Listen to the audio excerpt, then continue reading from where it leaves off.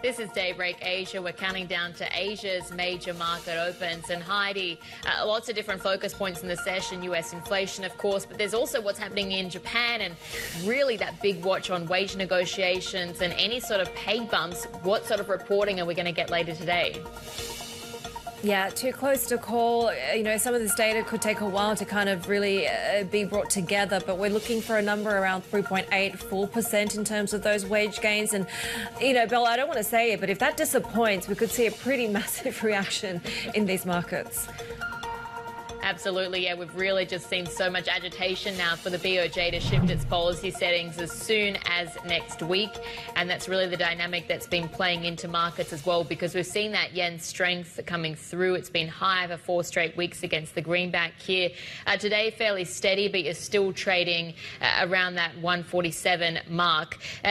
Really something that has been weighing on equities over the course of this week. We saw it hitting Japan stocks broadly, but tech really feeling the brunt of it. Today, so far in the session, we're actually moving a little bit high. So it is a reflection of that other theme we're tracking today as well. US inflation print, a little bit hotter than expected, but not too hot to really shock markets as well. And so we actually saw stocks on Wall Street climbing to fresh records here. So that is a positivity coming into the session. But as we said, a lot of unions in Japan are going to be reporting on wage or pay deals this week. And Wednesday is going to be the heaviest day, or amongst the heaviest day for announcements before we get that final tally, or that first tally being reached and reported on Friday. So that's the state of play for Japan there.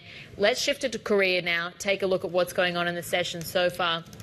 Of course, a market that's heavily correlated with the dynamics of Wall Street. So unsurprisingly, you are seeing stocks here that are moving to the upside. Tech names are really the ones to be watching here, because we did see the likes of Nvidia, for instance, Oracle as well, though that was also an earnings story, but both of those moving high in the prior session. The Korean won, you're seeing just a little bit of weakness coming through, but fairly steady so far, because we are, of course, in Asia really bracing for that impact from a stronger US dollar. So that's something else that we're tracking so far, Haidi.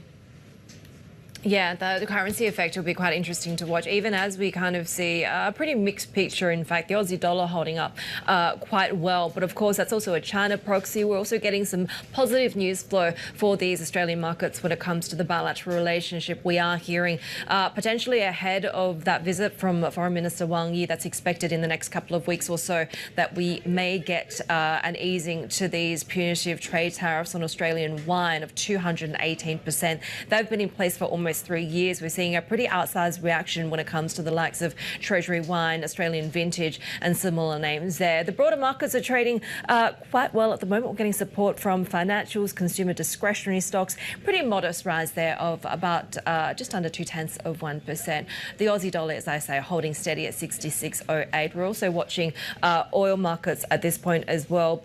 We're seeing some gains. New York crude just under $78 a barrel. Industry reports pointing to declining US stockpiles. So we are seeing that advance for crude for the first time after 4 days of losses, and that is offsetting the wavering situation when it comes to OPEC cuts as well. We did see the industry-funded American Petroleum Institute reporting that inventories fell to 5.5 million barrels last week. Switching out the boards and taking a quick look at treasuries, because so much of the focus, Bell, obviously has been on how we decipher the various elements of that pretty mixed US CPI report. Some good news in terms of rental shelter costs coming down, but that supercore, the so-called supercore gauge, still being much, much hotter than what the Fed would like to see. We have seen treasuries extending those declines.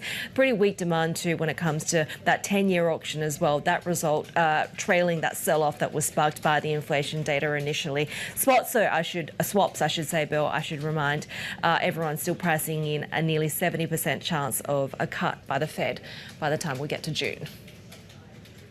Yeah, but it does seem, at least, Haidi, there's still a little bit of life in the sticky inflation narrative. But let's discuss now, bring in our guest, Daniel Lamb. He's head of equity strategy at Standard Chartered Wealth Management.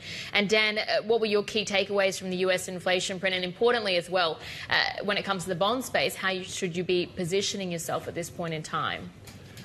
Well, actually, it continues a theme that we've been seeing since the non-farm payroll. Okay, so that too was a little bit mixed, right? And the picture is not so clear in terms of, how much or when the Fed is going to cut anymore, right? Because they need to watch this inflation number. Okay, there's still some stickiness in that front. So basically, you are seeing a broadening out, at least, for example, in the equity space, a broadening out of the rally. Okay, we've seen that during the earnings season, where many analysts are cutting Magnificent 7 to 6 to 5 to 4, et cetera, et cetera, et cetera, right? So areas in the growth side being concentrated into even smaller sectors, segments, right?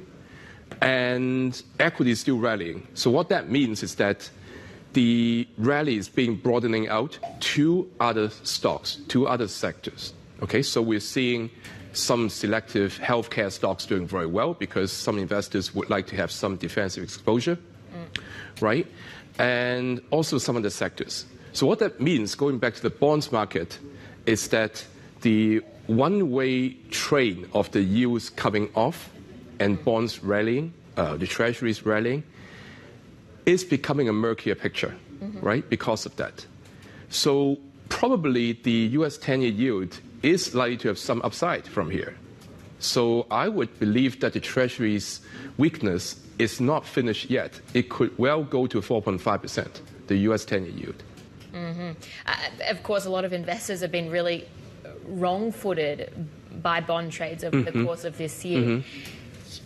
What would you say to people that are perhaps getting a bit attracted to the security of cash, for instance? Well, the cash, always in times like this is an easy way out, right? Because you're saying that here there's a very good deposit rate, and you're away from the volatility in the bond market, right? If you put into cash deposit, but cash deposit is not really a long-term solution. Like you can lock it in for 6 months, for example, but then after that, what? You have reinvestment risk. So, in the medium to longer term, it's still better to lock in these quite good current levels for the treasuries. But you may like to do it in stages, right? Time it better and add gradually. You mentioned the Magnificent 7 that's really been whittled down to, perhaps around 4 names now. But would you still be adding to any sort of positions or recommending people add to positions in the likes of NVIDIA or Meta, for instance? Well, basically, those 7 stocks are a long-term growth story. So for the next 3 to 5 years, if you take that horizon, you should be adding on dips, right? Because they are really the stocks for the future. Having said that, and for the short term, for like 1 to 3 month horizon, adding to them right now could be a little bit too high. You have to be very selective, right, amongst the 7 names. So we have been recommending clients to be adding to areas such as healthcare, okay, because the earnings have always been stable, and there are actually some quite outstanding fundamental stories as well within that space. Are there any constructive themes out of China for you right now? Oh, right now China is not looking so bad, judging from the latest price action, the reactions, right? So of course they had the quite a big pullback on the day, of the MPC, but then after that, it seems that investors have been coming in with very good volume. Hang Seng Index is now back above the 17,000 mark. So things are looking okay. I would say that for selective consumption names, China is looking quite interesting on that space. Plus, also the banks have been doing quite well.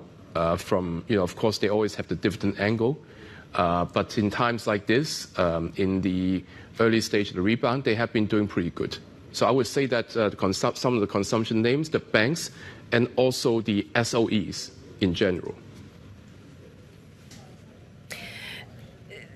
There's a big question mark over Japan at the moment, both in terms of where the yen rally goes and where the equity rally goes, right? How endangered and I guess how correlated is that relationship depending on how the Bank of Japan proceeds from here? Well, we've been saying that the Bank of Japan is very likely to be tightening policies. So that has always been a key risk for Japan equities. But we do see this risk as an opportunity for investors to be adding to the positions because the improvement in the corporate governance and also the valuation is still attractive. Those are key factors for a medium to long-term rally. So yes, there will be hiccups, and it seems that these couple of months would be a little bit rough for Japanese equities, but at the same time, they can give you opportunities. In sector-wise, you would probably need to be doing some rotation. So we've always believed that the financial sectors, insurers, and the banks, in a tightening BOJ environment, they can do pretty well. Okay, so investors should really be looking at those. Daniel Lamb, that was the head of equity strategy at Standard Chartered Wealth Management there this morning. Coming up, the result of Japan's spring wage negotiations are due before the BOJ's monetary policy decision next week. We'll have the details ahead. This is Bloomberg.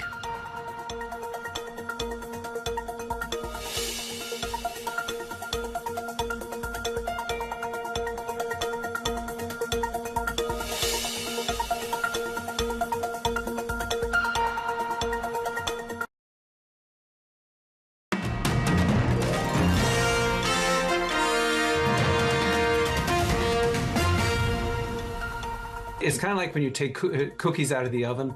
They're cooling, but they seem to be cooling really slowly. This is a tight labor market, and it's not generating the easing of the labor market conditions that could say to you, inflation's definitely going to go back to 2%. It is coming down, but it's going to take some time, and that's okay. I do think things are moving in the right direction in terms of prices. But it really doesn't give the Fed ammunition or confidence to cut rates at the next meeting. So far, I think they want to cut, and we expect to see that in the May or June timeframe. Bloomberg TV guests are reacting to the latest US CPI data.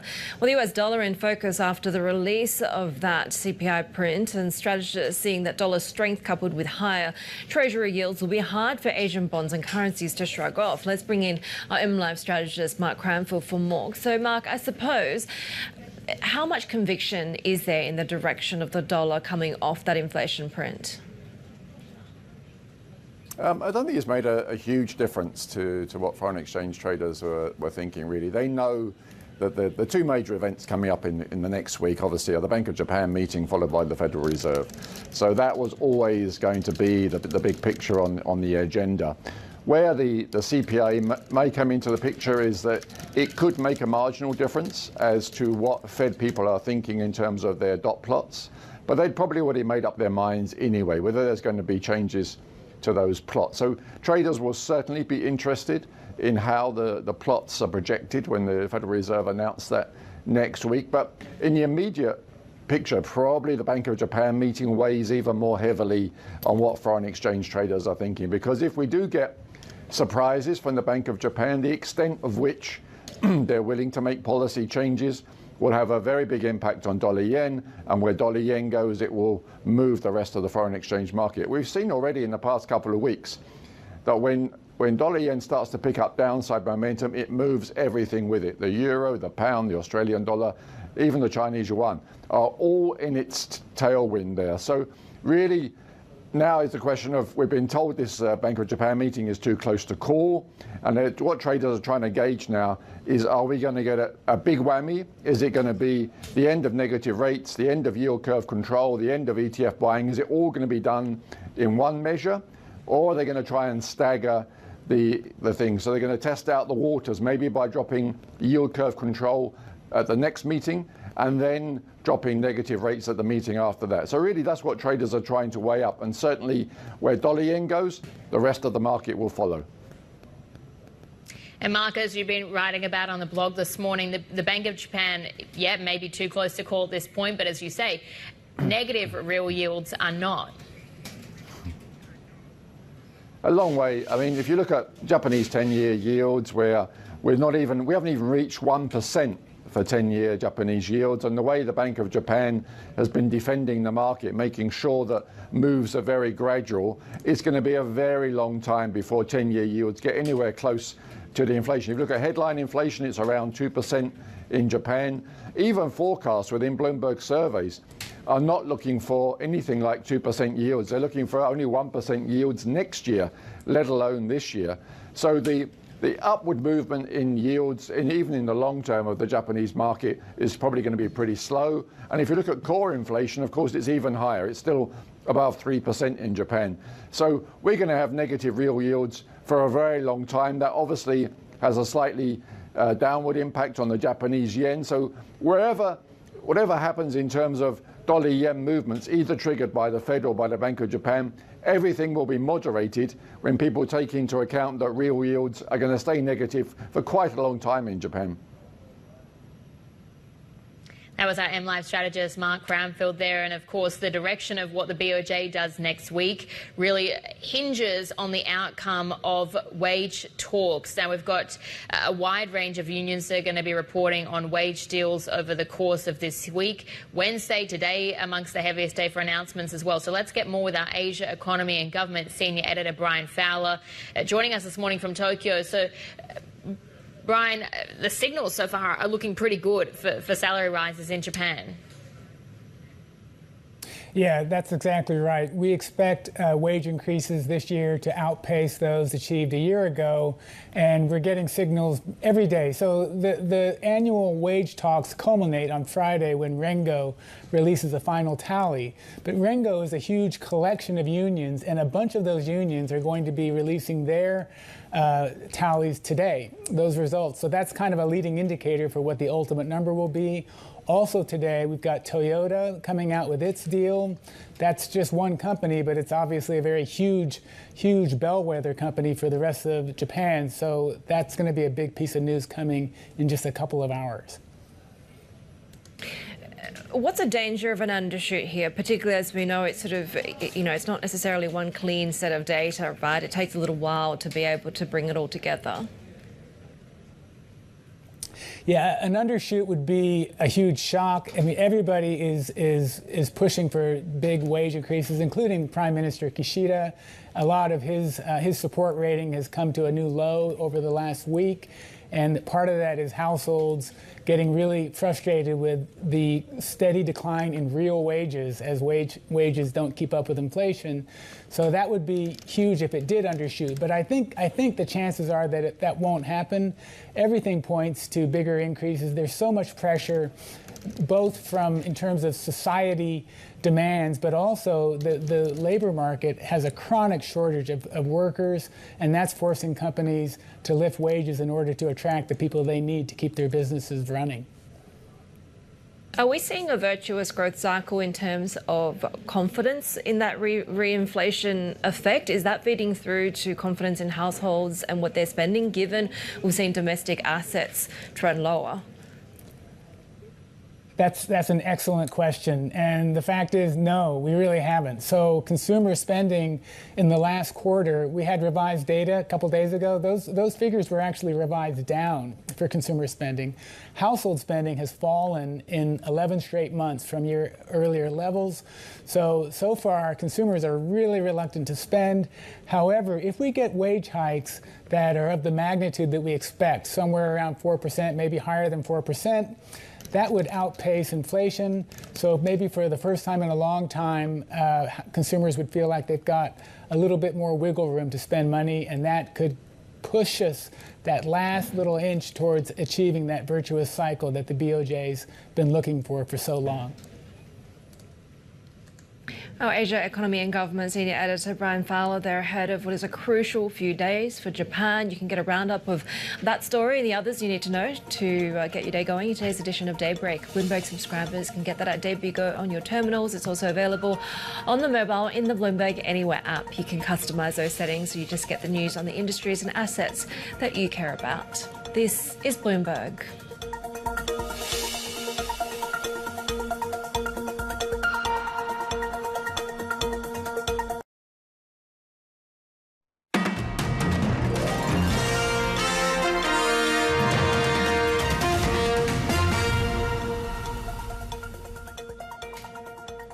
Taking a look at energy markets are faring this morning. You've got Brent, crude, WTI, both of those just moving a little bit higher so far. We did actually see oil prices dip following that US inflation print. There was also stories or a report coming out from OPEC around countries not meeting their production quotas. Iraq is one of those that's exceeded for a second straight month.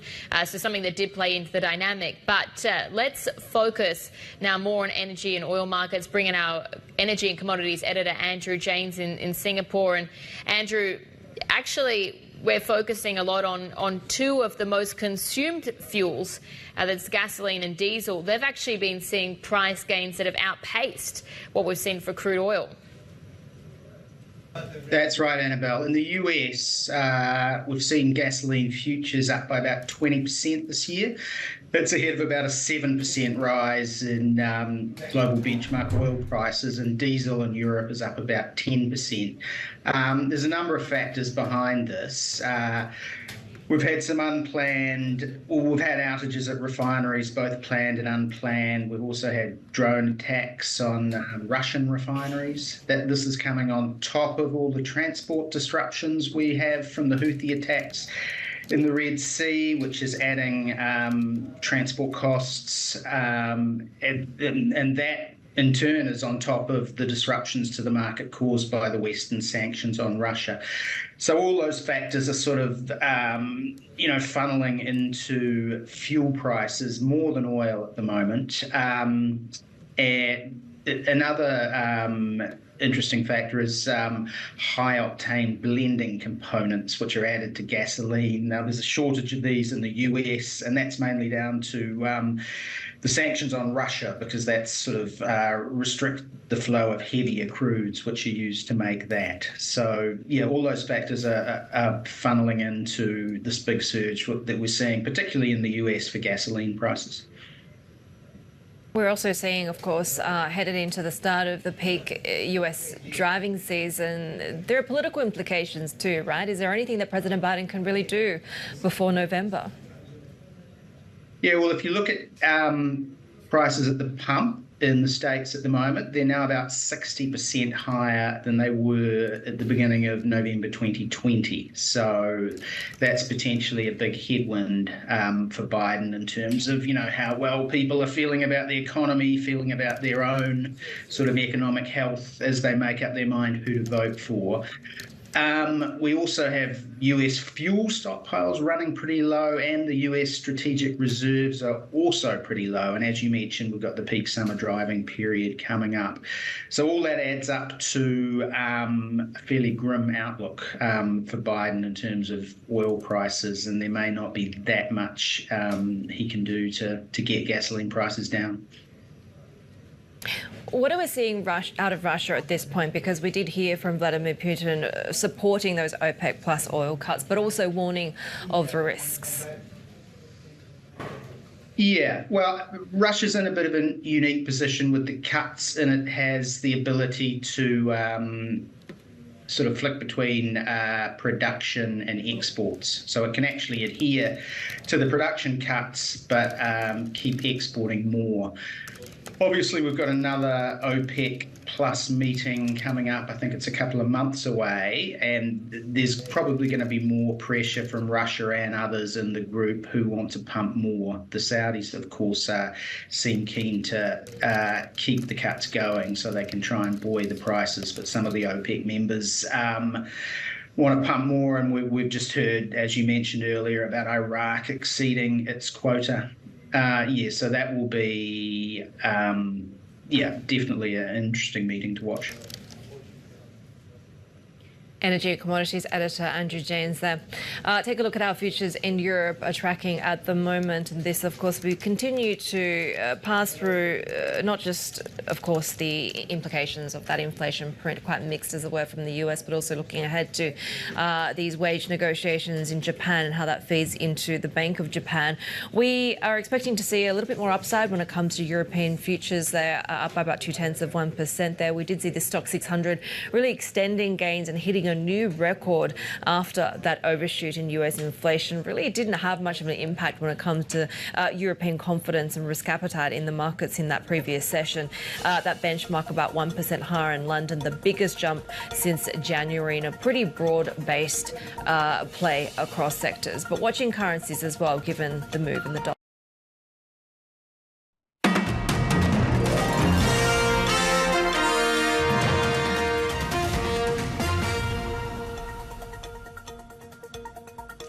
China Vanke is said to be in talks with banks on a debt swap that would help the developer stave off its first ever bond default.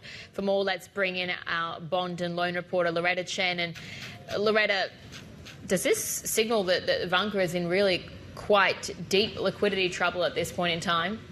Yeah, that's true. It's the first time we ever hear Vanke actually trying to get some debt reprieve on its public bonds, and that will have more impact than the private debt talks that we have reported over the last few months. So it does seem like the liquidity crunch at the company is reaching a new level at this point. How important is Vanke? It is a household name, right, to the broader real estate sector. Yeah, I think Vanke really has a systemic importance to China's real estate sector. Over the past 3 years, it's a company that really manages debt really well. Its sales has dropped much less than many of its peers. And most importantly, people are really counting on that Shenzhen metro backing, the government backing, to come out. So I think this will be a moment that tests that kind of government support that Vanke has. And most importantly, if Vanke ever misses a payment, it will trigger a lot of the cross defaults on its massive onshore liabilities, which is over 1.3 trillion. So that's a massive amount. And also, I think people's confidence will really wane if there's any problem at the company. If this is a bellwether of the property sector, if it fails, then people would ask who else would ever survive this crisis. A debt swap, though, does sort of perhaps push the can down the road to an extent. So how much breathing space would this give the company, and would that really be enough to give it time to turn things around as well?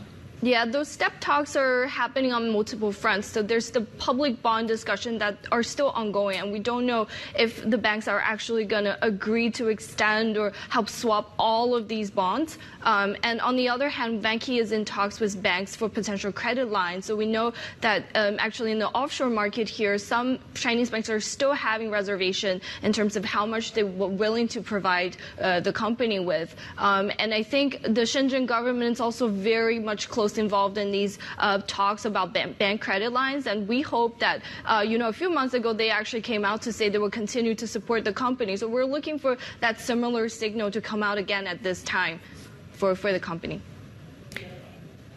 Loretta Chen there, our bond and loan reporter in Hong Kong. Well, a bull market begins in a number of sectors in China, indicating that investors are seeing an upside to current valuations amid government efforts to bolster the economy and markets. Let's bring our Asia Equities senior reporter, Abhishek Vishnoy. And Abhishek, it's interesting because that first part about efforts to bolster the economy, well, arguably we didn't get very much of that in terms of the strategy from the recent National People's Congress. Is this more of a valuation story? Well, actually, NPC disappointed only at the margin. China has not been pursuing a big bang fiscal stimulus sort of move for a while now. So, it was sort of foolhardy to expect one from NPC as well. Having said that, markets have started moving higher. This is possibly the biggest up move in CSI 300 that we have seen since the reopening gains, which started last year in October. Now, in this context, if you look under the hood, there are like sectors from old as well as new economy, from solar as well as materials, which have gone into this so-called technical bull market.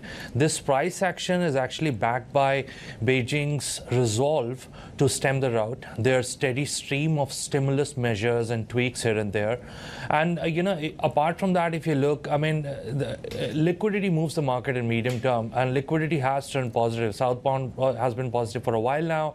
Northbound saw a turnaround in February. The flows have been positive this month. And if you look for the long-term picture, earnings and economy, they seem to be giving budding signs of, recovery or stabilization. So all in all, put together, this essentially means that the debate would now move from just a tactical rebound to possibly a durable bottom or a sustainable uptrend in Chinese stocks. Abhishek, we just showed this terminal earlier, and we can bring it back now just to take a look at some of those sectors that have been rallying in particular. So materials, for instance, is standing out.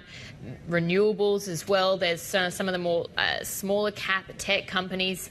Are these the sort of names or areas that you want to be getting into at this point in time? well, these are definitely rallying, and these all, I mean, most of them actually check in to this new thought that is developing across investment circles about China, that what is this new China going to be? I mean, what does Xi Jinping's vision at current valuations mean? I mean, the 7 trillion had been lost. Valuations are below 9x for MSCI China Index. So what does this new China mean? New China means the high quality development that he has been referring to, which includes tech, which includes things that will make consumers and citizens' lives easier. New China would also mean high savings growth rate channelizing into equity markets, so something like brokers. There is also this thought that, consumption down trading is happening. So anybody, making those kind of products where, where there is a low price meal, something like Yum China, or anybody who has the power to make the price or have the inelastic demand, say for that matter, like something like cigarettes, this would be the new China that is getting formed now. So, to me, I think, it's legible to expect that there would be more sectors joining this fray, more stocks which will be seeing more than 20% gain from here. It won't be like how China used to be, but definitely China is looking for more space in portfolios. What does a rebound in China mean for global equity allocations? Well, China is looking to command some of its lost heft. So that essentially means that, this rotation that was happening out, from China to, let's say, something like Japan, India, will be a little bit of moderation in that trend, right? Japan is still very cheap, so there would be only a moderation. Second thing is that obviously, like we established, durable bottom or sustainable uptrend in China itself.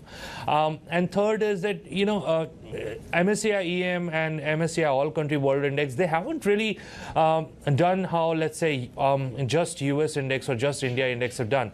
But with China's participation, we might be looking at a sustainable sort of trend, at least till, let's say, September, October, before, people start positioning for US elections, where they are possibly making newer highs. So, an extension of bull market, to sum it up.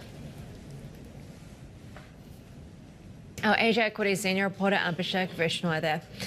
Take a look at how equities are trading at the moment in terms of the markets that are already online, and huge implications over the next couple of days when it comes to wage data. We're expecting out of Japan anything around sort of 3.8%, high 3s, 4% will be, according to market expectations, enough to get the big Bank of Japan over the line when it comes to scrapping negative rates. So a lot weighing on these numbers. The Nikkei 225 holding up pretty well, about 0.7% there. Trading higher is also the Kospi, up by about 0.7%. We are seeing muted gains here in Sydney. We were really coming off those session highs, but outperformance certainly when it comes to some of those consumer discretionary names and financials, in addition to, I should mention, the winery-related names as well, on these expectations that China is proposing that it end that almost 220% punitive tariff on Australian wines after almost 3 years. We are seeing a little bit of downside. The underperformer across the region is really New Zealand, with Kiwi equities off by about 0.25%. And we see a little bit of a move when it comes to currencies as well, a bit of strength there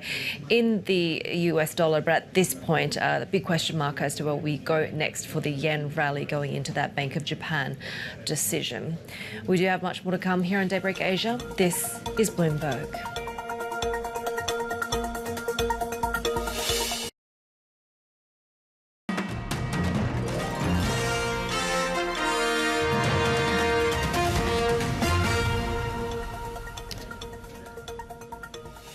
The World Cargo Symposium is underway here in Hong Kong and is one of the largest annual air cargo events. Let's discuss the demand for air cargo with our next guest, who runs aircraft lessor Atlas Air Worldwide, which has a fleet of over 110 cargo and passenger aircraft. Joining us now in the studio is CEO Michael Steen. And Michael, it's just been such a crazy few years really for this sector or this industry. You had COVID, you had that pullback post-COVID as well. Where are we now in the cycle, I guess? Good morning, Annabelle. First of all, thank you for having me. It's a really good question. We've had some really interesting years behind us with COVID, with record demand for air freight. And air freight really showed its role during COVID as well in basically supporting the global economy and also saving lives with all the PPE shipments that was going on. Air freight represents about 1% of global volumes and about 35% of the global value. And where we are now after a very turbulent 2023, when demand dropped significantly, is that the market has bounced back and we're basically 20% year over year better off this year and 4% better than 2019. So demand has come back, but there are still some challenges out there from a macroeconomic perspective. Well, talk us through what are the challenges and how's that impacting you? Well, inflation, of course, around the world is having significant impact on demand for air freight. We are seeing that in several markets. But there is both a cyclical and structural change going on in the marketplace as well.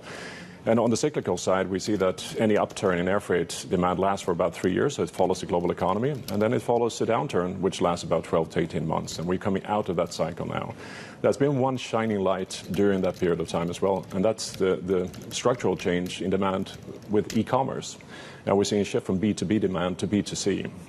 And that is growing very rapidly. And the other structural change that we're seeing is that we are actually losing capacity in the air freight market as well. So as demand is continuing to grow with an average about 4% year over year over the next several years, we're going to see the supply not keeping up with that demand.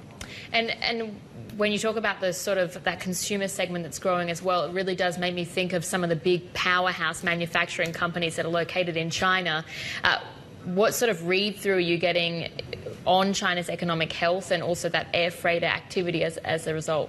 Well, we see now, first of all, when it comes to industrial production, that is still not at the level that we're expecting.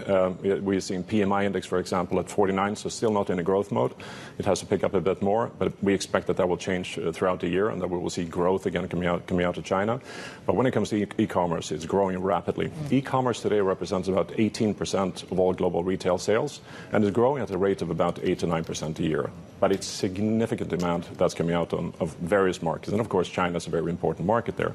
China in itself represents about 30% of global air freight. So that shows you the importance that China has on the global economy in general. Kind of leads me into my next question in terms of the overlay of geopolitical tensions, right? It feels like we talk about that every year, but in particular going into a politics and election-heavy year. How does that play out for your business and some of the sensitivities that you deal with? Well, Haidi, thanks for the question. We obviously operate to 70 countries around the world, more than 220 destinations. So there's always going to be some form of geopolitical disruption, of course, that's affecting the industry and economy. We as a company, we're, of course, looking at capitalizing that where we can and obviously be resilient where we can as well. We have, as a company, diversified our business very, very much over the years, not only geographically, but also service-wise. So I think that we're very, very well positioned to deal with those geopolitical challenges as they're happening. Now, the impact that it's going to have on the economy, I think we have to wait and see. We have seen disruption, of course, in previous years as well, but I think that we are very well positioned as a company, and air freight as an industry is again essential to the global economy and is needed. We've seen sea shippers confronting myriad challenges at the moment, be it geopolitical with the Houthi attacks, be it supply chain ructions, be it the drought in the Panama Canal. Has that had any kind of benefit for air freight and your business at all? It has had some for us as a company and also for the air freight business in general. First of all, the situation that we're seeing now around the Suez Canal has a significant impact on overall resources. First of all, you can count on up to 30% more capacity needed as far as ships are concerned, 30% more containers, 30% more resources. And that has, of course, a profound impact on the ability to serve market. And as I mentioned earlier, air freight only represents about 1 to 1.5% of the total volume, and ocean freight is much larger. And as we are seeing inventories being depleted over time, that will mean that there's going to be a higher demand for air freight. When it comes to high demand for air freight, of course, you'd be a key player in that, and it does necessitate, I guess, some sort of expansion, perhaps for the planes as well. Given the recent weakness that we know that we had in the industry last year, are you using that as an opportunity to buy any second-hand cargo jets in the market? So we've been quite active when it comes to buying aircraft as well. So over the past 4 years, we have taken delivery of 8 new wide-body freighters. We got the very last 4 747-8s to be delivered. We were happy to take those on, and we have taken on 6 777s as well. And we have bought up to 10 747-400s off lease. So if you look at the total global freighter fleet today, the wide-body aircraft that flies along intercontinental distances, there is about 650 freighters in the world.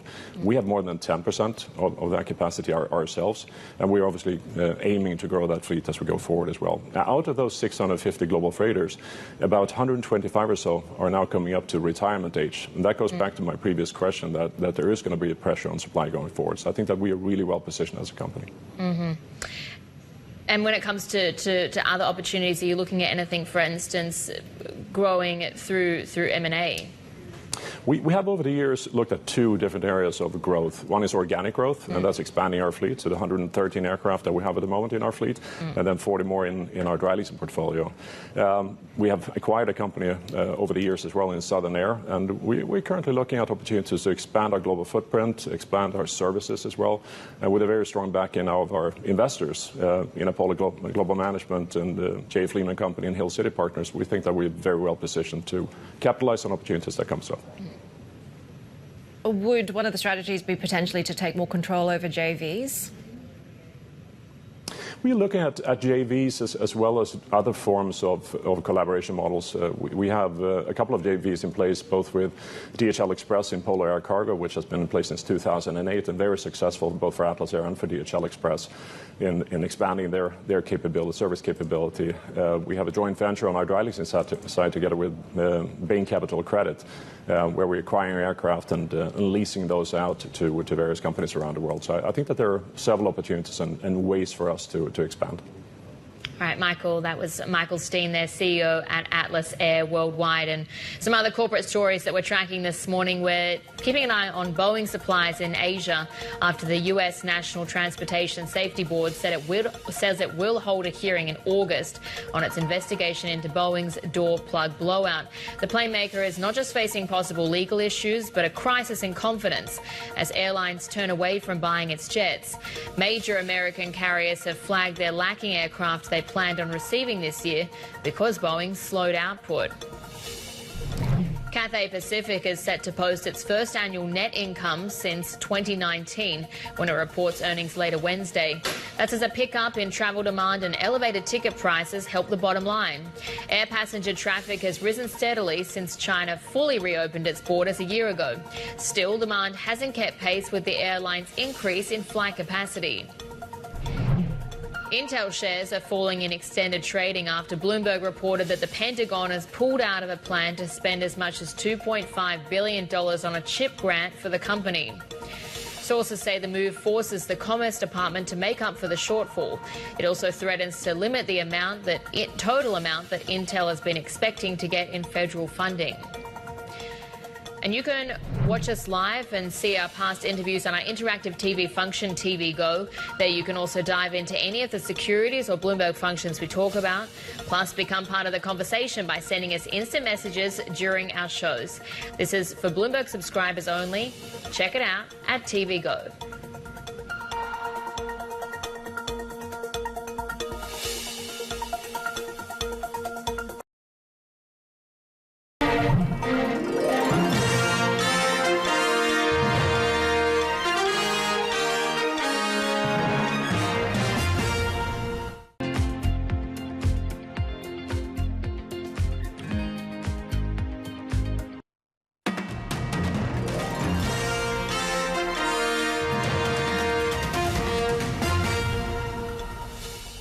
The latest corporate stories that we're following, and Simon Cooper, a frontrunner to replace Standard Chartered CEO Bill Winters, is leaving the bank as part of a broader management reshuffle. Simon Cooper has led the lender's corporate, commercial and institutional banking division for 8 years. According to a statement, he's exiting to pursue other interests. Our sources have said the bank plans to strip out a series of regional reporting lines in the division, which could lead to several executives losing their jobs. Shares of Coinbase slipping in after hours after the crypto exchange unveiled plans to offer $1 billion in convertible senior notes to repay existing debt. The firm says notes maturing in 2030 will be sold through a private offering to institutional investors. The notes can be converted into cash, Coinbase shares, or a combination of both. The Eli Lilly CEO Daybreak says the company's working on expanding the supply of its weight loss drug as the global obesity rate increases. He spoke with Bloomberg's Caroline Haidi at the Economic Club of New York about their plans. We've really only launched in 3 markets right now in a full form. We're working on expanding supply. In 2022, when we launched Mounjaro in the U.S., between Lilly and Novo combined, we probably made enough of this class of medicines for about 12 million people on the planet. Just 12. And 2 weeks ago, the WHO said there's 1 billion people with obesity. So we're a little short of the goal. We set about building new facilities. Novo has as well. They're buying companies, and we're partnering with other companies to expand. But interesting thing is, these are proteins, so they're a very specific kind of medicine that's complicated. And then we put it in an injectable system, which has to be, we can't purify, we can't assure that it's pure at the end of the process. We have to make sure the whole process is. So it's ultra clean room conditions, basically, to make it. And then we put it in a little injection device.